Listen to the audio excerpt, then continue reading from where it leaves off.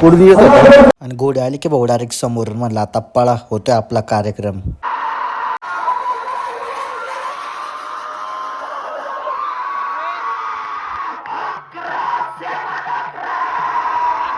बैलगाडा बघितला पण आज एवढी काय खास मजा नाही यात्रेला. अशी दुकानं लागलीत सगळी, तिकडे गाड्या चालू आहेत आणि इकडे सगळी यात्रा. आमचं मंदिर आहे इकडे, बैल आलीत बघा तुम्ही.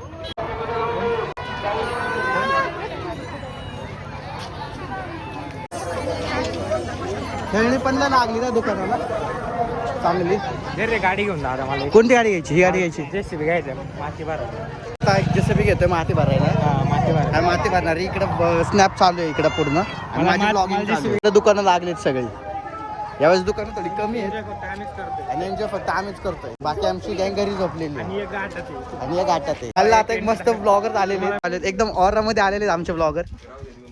गावातली यात्रा तुमची आणि तुम्ही खाली बसता. खूप दुःख झालं की मला यात्रेत यायला नाही भेटत. मला पण ब्लॉग शूट करायचा होता म्हणल्यावर पाहुणे रावळे सगळ्यांची मनधरणी करावीच. आता मी पण मग माझा ब्लॉग यशला बघून मी खूप मोटिवेट झालेलो आहे आणि काढणार आहे तुला. मी आता लगेच चालू करतोय. आम्ही सगळे आता जाऊन आलेत. भेटूयात आपण एकमेकांच्या ब्लॉग मध्ये पण आणि रात्री परत भेटूयात. चला बघा यात्रेमुळे गाव कसं एकदम शांत आहे.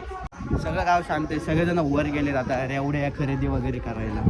फायनली आता आलो घरी. जरा थोड्या वेळाचा आराम करून परत जाणार आहे कारण की खूप सारे ऊन धूळ आहे. झाली गावची यात्रा झाली आमची. सगळेजण चालले आता हे दुकानं काढून. सगळं निघालं इकडचं पण सगळं निघालं. 2 दिवसाची यात्रा काहीच नाही.